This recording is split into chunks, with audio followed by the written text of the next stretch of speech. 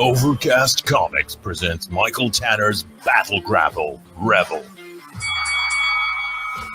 A galactic pro wrestler struggles to find his place between the ropes and the realities of galactic politics. Let's get ready to battle!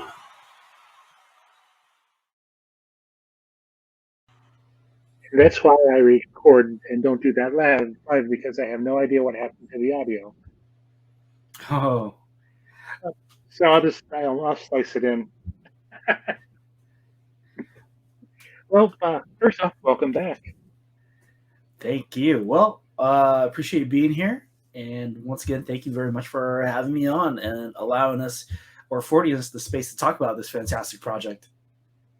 So we talked, it was probably just a couple weeks ago when you were finishing about your Cthulhu Invades Wonderland. Yes, Cthulhu Invades Wonderland had a monster campaign, so congratulations to the Cthulhu Invades Wonderland team and the Orange Cone team, Travis Gibb, Jerome, Heather, and all the artists and writers and colors and letters and inkers involved with that ginormous project and book. It was a fantastic book that is a fantastic follow-up and sequel to Cthulhu Invades Oz. So for fans of that who might not know for some reason, there's a sequel, and we're going to be working on a third one, which is Cthulhu Invades Neverland. Also excited about that as well. I think when before we get to somebody in the comments to the last one to that interview suggested Cthulhu Invades Candyland. Oh, I think that's right. Yeah, I remember that. I don't know how many Travis has planned, but that would actually be pretty funny. Well, we're not here to talk about that today. We're here to talk about your book. Yes. So why don't you just kind of, I know we had you mention it last time, but kind of recap your history with comics and how you got into drawing. Okay. Well, like you said, I'm here to represent for Battle Grapple Rebel.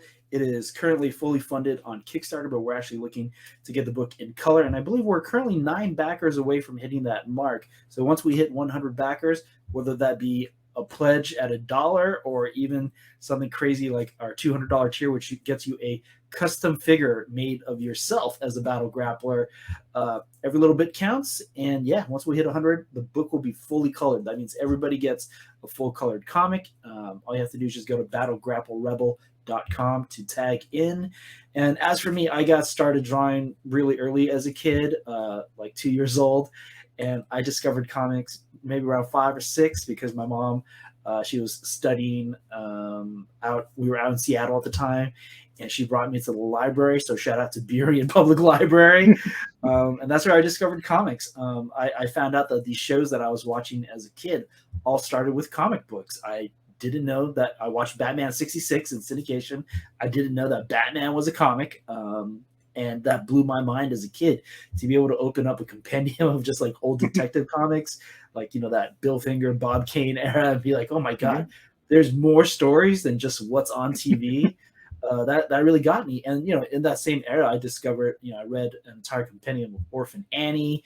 Orphan Annie was really huge at the time because it was a musical and they turned it into a movie with Carol Burnett. And I also discovered amazing artists. Like I discovered Walt Simonson, who was had Thor comics in the little box that I would pull comics from, John Byrne's X-Men. And at that point, I think John Byrne was doing Man of Steel because I remember his Superman. And I was such a huge Superman fan as a kid because of Christopher Reeve. I remember going, oh my God, this is like exactly how he looks, like on the page. Like that's him. That's so, stuff like that. Like it really, really hypes up a little kid to be able to see his live action heroes be drawn and then have stories further the mythos of the character. So that really brought me into comics. And then in terms of like drawing comics, I got into that, I would say around the 90s, like during the Image era of comics. I was a huge fan of the Image founders, and I try to emulate them. And what was the other big book? Batman '89, I remember, came out, and I was really obsessed with the comic because I owned the, they did a movie adaptation of it with Jerry Ordway. Shout out to Jerry Ordway. He's so nice, and he's such a great guy. But yeah, I was obsessed with like how he rendered everything, and it looked so real and like, so true to the film. And I would sit there, and back in the day when you would make book covers out of paper bags and like put them on your like public school books. Yes. So that's what I did, and I would sit there and I would like recreate his painting of Jack Nicholson as the Joker and like Michael Keaton's Batman, and I did that, and Drew Cable and Wolverine a bunch, like Sam Keith and Rob Liefeld style, and try to do Jim Lee's Cable and stuff like that. Yeah, so that was the era of comics for me. I grew up with that and really got into it. And then I left comic books for a while I was in college, and I never had a thought of it.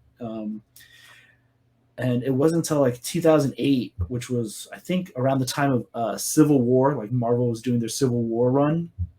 And I just hadn't been in comics, hadn't bought a comic, hadn't read a comic in forever. Walked into the store, saw 3 artists that just blew my mind, and that was Scotty Young, Chris Pachalo, and Humberto Ramos. And they were all doing X titles. Humberto was working on Civil War Wolverine. Scotty, I think, was doing all new X-Men. It was basically like the New Mutants, but Mm-hmm. it was an X-Men title. And then Chris Pachalo, I think, was just doing the X-Men title. And I bought those 3 books, read them, and like fell back in love hard with comics. And then I decided kind of then and there that I wanted to try to get back into drawing in that style. And I was fortunate enough to leave my job at the Rand Corporation in 2012 and just keep working on it. And then 2018 was the first time I had a solo Artist Alley table, which was at Rose City Comic Con, and I've kind of been a part of comics since. Nice. So let's kind of talk about switch gears and talk about the Kickstarter. Tell us, about, a little bit about it and, the inspiration behind it. Oh, well, Michael Tanner, the man who wrote the book, would be the best one to talk to about that. But I'll give you the gist of what happened.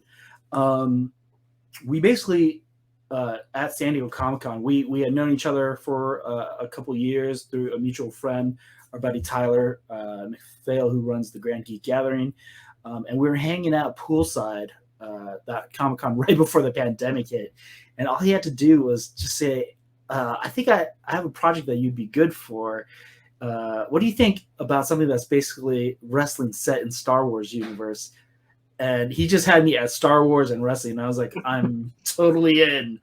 And then, it was like a couple weeks later, he sent me the script, and it just blew my mind.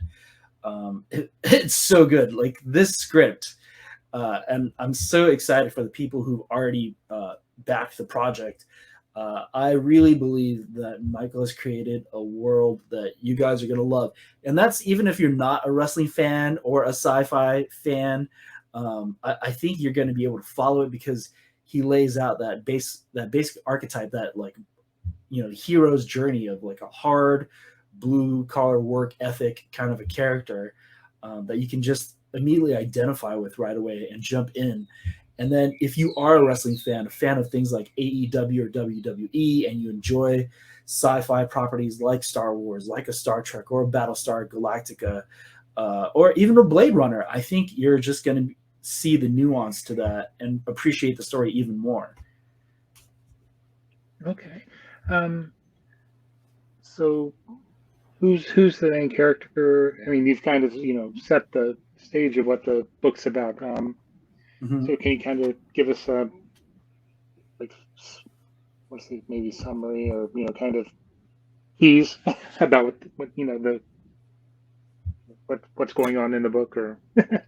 Yeah. Oh, sorry. Give me just 1 second. Michael's actually messaging me. Let me just get to him really quick. All right. Yeah. So the story basically follows. Are you a wrestling fan at the most basic level at all? My basic level. I mean, my wrestling fandom goes back to being probably a young kid, and then there was a couple of years in when I was in college that I got sucked into it. Yeah. So we all, I feel like we all kind of have that in our background. So I personally am the same in that same milieu. I'm a casual wrestling fan. I enjoyed it growing up. I grew up with like the 80s and 90s wrestling. So, for me, it was like the Hulk Hogan Running Wild era, Mm-hmm. Jake the Snake Roberts, Macho Man Randy Savage. Brutus the Barber Beefcake. Yeah. Oh, the Beefcake. Yeah, those guys, right? Like Mr. Perfect, Ted DiBiase, like all those dudes, Junkyard Dog. And then, into the 90s, it was like Stone Cold Steve Austin. Roddy Piper was still around. The Rock. So that was definitely like the era of wrestling that I came up in. But, at its most basic components, for those who aren't wrestling fans, what we're looking at here is we're looking at, a heel, which is like the bad guy, and then the baby face, which is like the hero or the good guy. And so the hero that we have here is Spin Kilter. And if you go onto the campaign page and you see the cover, he's the guy that's all bruised up in the cover. And then his rival behind him is Stellar Debris, who's that like cocky, like ready-made wrestler. Like he's already ready for the world. He's built for it. And the other guy is like trying to find his way, trying to find his place. There we go. That's a quick sneak peek at the cover. Oh, look, there's Mike. And then if you look at the white space, all that negative space is we're actually going to fill with backers. There's a tier at $150 where we will immortalize you on the cover. Look, the book's already getting made, so if you back at that level, you're definitely going to be immortalized on this cover. But yeah, it basically follows, the life and that struggle of Spin trying to come up in the world as he encounters rivals and other wrestlers like Stellar Debris in the background there. Mike, we were just talking about how you came up with the story and what to expect from the protagonists and the characters involved. Okay. Sorry I'm late. I got very confused on the calendar. This like the kind of inspiration was wanting to just take professional wrestling, which I think is a wonderful art form that is entirely unique, and put it into a different context, this being a sci-fi future, and kind of exploring how the kind of people who are drawn to professional wrestling would still exist in the future. Just it puts them in a different light, and we get to explore that. So one of the first questions I asked Don was what was his history with comic books, and what made him want to start drawing. So I guess I would it's the same question to you, but with what made you want to start writing?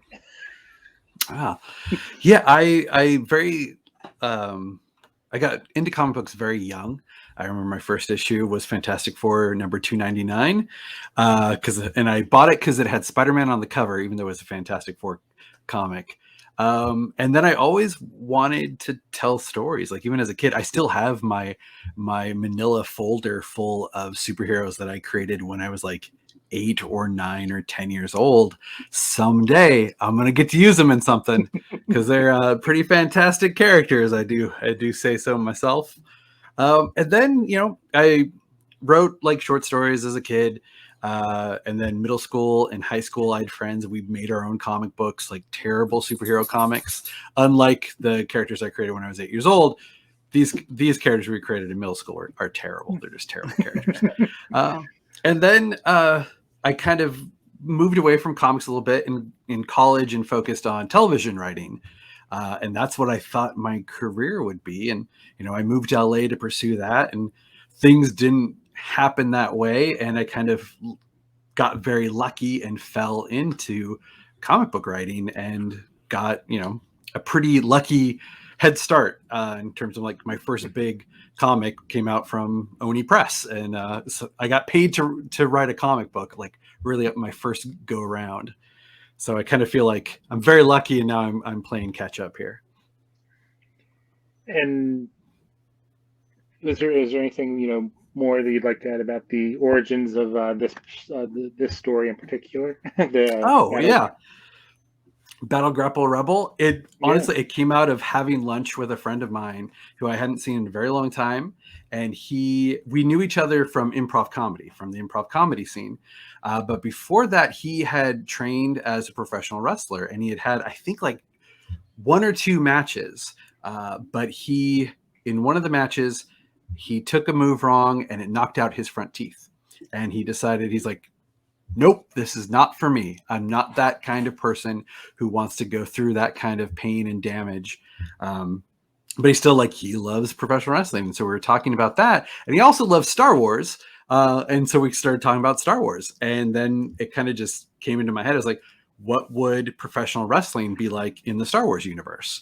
Like, you take kind of the baseline sci-fi setting and look at what are the popular forms of entertainment in that universe, because we often don't see it. And when we do, like if we see it in something like the Star Trek universe where there's a direct line to Earth because it takes place in our future, not a long time ago in a galaxy far, far away.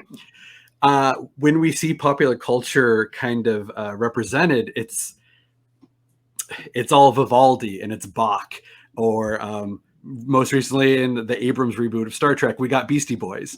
But we don't see what they do for what they watch. Like, we don't know what a sitcom looks like in Star Trek. We don't know what a television soap opera looks like in the Star Wars universe. And those things for sure exist. They have the technology. But I wanted to see what would a popular form of entertainment and professional wrestling, I think, because it's physical, it's drama, there's storytelling, there's outlandish characters. It's the most exciting kind of corner of entertainment that you can look at in that kind of setting, especially if you treat it as professional wrestling and not how you always see it, which is gladiatorial combat where they're actually trying to kill each other. Because in the future or in the distant past, it's all blood sport. And that's fine. There are a lot of great comics that depict it's pro wrestling, but it's in medieval times, or it's pro wrestling, but they're actually secret agents and they're actually trying to kill other secret agents who are also disguised as pro wrestlers. I wanted to take it as, this is pro wrestling. This is a show. These are athletes who are also performers. It's professional wrestling is just a unique form of art. Yeah, it's almost like a sci-fi sports entertainment slice of life comic. Yeah, because I don't know how much Don kind of said, but our main character, Spin, he wants to be a grappler. He wants to make it. But you just take it, that kind of character, that kind of dream is kind of universal. That person who has this one thing that they love and that's all they want to do. Whether it's they want to do art or they want to make comics. And there are always going to be obstacles in people's way. There's going to be parents who tell you to get a real job, or that's great, but you got to have a plan B. And that's where a lot of this character is kind of relatable. People can, even if they don't like professional wrestling, they can still see that aspect of themselves in the main character. Everyone has a dream, right? Yeah. Did I tell you he'd be so much better at explaining it than I would? I feel like Dawn is the best at explaining this book. I feel like I'm just sci-fi pro wrestling. And Dawn's like, this is a wonderful story about blue collar people working. Like, Dawn's got it down. He's got the table patter ready for conventions. Yeah, that's the thing. It's we talk about it being wrestling and sci-fi, but I personally, I joke about this. I personally see it as my own story, which is what Michael is talking about. It's we have this dream of wanting to make comics. Oddly, I don't care about getting into animation or movies. That's a great side benefit if that ever happens. But I really just want to draw and tell stories. And I think our genre, our medium and the genres we are able to work in, it's such a wonderland. There's so much opportunity, and it's such an incubator for ideas, and there's allegories, there's metaphor, it's incredible. It's you get literature with fantastic imagery like that. There's no other way to put it. And sometimes I feel like comics are underappreciated, and it's been in like the last maybe 2 decades that I feel like comics have like been at the forefront of pop media and pop culture, and it's finally getting the light that it deserves. But still, we are still fighting for space. We are still trying to pound the ground, if you will, and get it out there to show people how amazing comics are. And I love that idea of just like this comic kind of is a metaphor for that experience, and the experience of a lot of people who just have dreams that they're trying to make come true.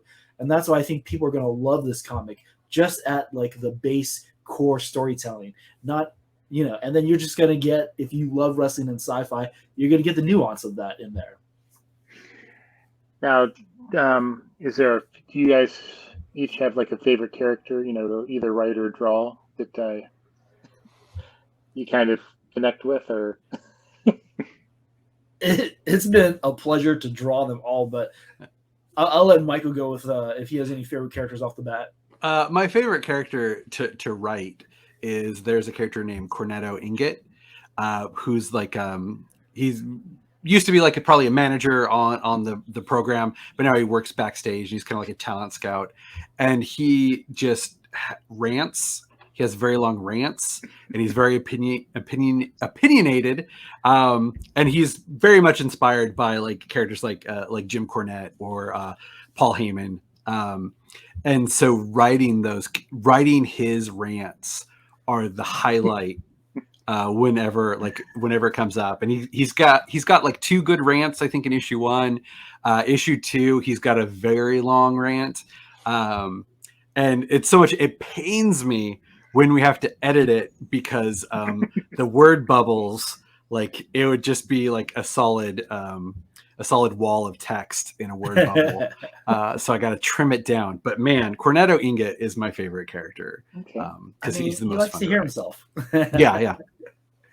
As for me, it was just fun with all the scenes that Michael put together, and he gives some great directions, but there are moments where he really trusts me just to freestyle. And there's one where there's a gym scene, and I just drew a ton of characters like in the background that I thought were really just fun, and reminded me of like wrestlers that I grew up with, whether that be like WCW or WWF back in the day, now WWE, or even Glow. So yeah, there's a little bit of something for everybody, and I hope people get a kick out of some of the background stuff as well. Yeah. Oh, and absolutely, there's a character that is not in the script, but it's in the script with like a very generic description. It's like, this guy is overdressed, and the way Don designed this character, and it's no spoiler because it's in like some of the preview images. The guy with the wings at the tryouts, he was never meant to reappear ever again, but he is for sure going to reappear in future issues, because I just love that design, and I love the guy who's like, I'm going full out for these tryouts. I'm wearing my wings, I'm wearing my mask. Like that character goes full tilt, and I love it, and I'm going to find a way to work him back in. Yes, yeah. There's a few different wrestlers that particular character is a mashup of. So I hope people who read the book, get the book, read the book, see the book, will be able to see some of their favorite wrestlers, if they're wrestling fans, in each of the characters that Michael's created and that I've drawn, because he provides the words and the inspiration for the characters, and then for the visuals, I pull in from quite a few different people to create mashups. So, I think you've mentioned some of the levels already. What other levels do you have for people to contribute to the campaign? Well, we like to say every dollar counts, and please, if you pledge, go to battlegrapplerebel.com, pledge, and if you pledge, go back into the comment section afterwards, leave a comment. It'll show Kickstarter that you love the project and want to see it made. We have everything from digital copies of the comic up to physical copies of the comics. We have stickers. We got trading cards that are in the process of being made, which is fantastic, all the way up to, if you're a baller and you got the money to do it, you can get, like I said before, a custom action figure of yourself made by Dave Wheeler, who's our inker and letterer, and Mike Tanner here. It's going to be fantastic. They're going to do it in 2 scales. If I'm not mistaken, Mike, that's 3 3/4, that classic G.I. Joe Star Wars scale. and the newer 6-inch scale, which people are familiar with from Star Wars Black Series or Marvel Legends. So I can't wait to see some of those figures. Yeah, and Dave is an amazing customizer. Like it's a like he's worked in the toy industry. He hosts that guy streams like 5 nights a week, and I think 3 of his streams are all just him customizing action figures on a live stream. He's a fantastic artist. I am pretty good, so we're teaming up to do the custom figures. The idea is that if they want a character from the book, they can choose that, or if they want, they can get themselves made into a battle grappler character, and we'll try to capture their likeness as best we can and go with, like, if they want 6-inch scale, we'll do it in 6-inch scale. If they want 3 3/4 inch, we'll do 3 3/4 inch, and we'll kind of we'll interview them and see what they want to do, and then we're creating an original piece of articulated art for them. That's why it's the big ticket item, is because it's not a lot of work. It's a lot of like time and skill, and we want to make sure they get like the best action figure that they can get. So I think that like Don was saying, I think we have one more of those spots. Just one. Yep. I'm hoping someone really I'm hoping someone realizes a birthday or Christmas is coming up and wants to get a big ticket item for a friend of theirs who loves professional wrestling or science fiction. And the other one that's a big ticket item, of course, we mentioned earlier, is to get yourself drawn into that cover. So the book is being made, and if you pledge now, that's a guarantee that you're going to be on the cover of a comic book, which to me is really cool.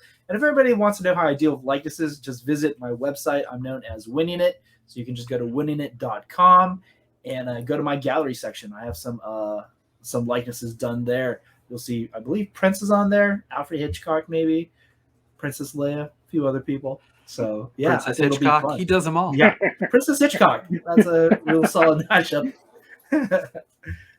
So is there anything else about the campaign or the book that maybe we didn't cover that you guys wanted to mention?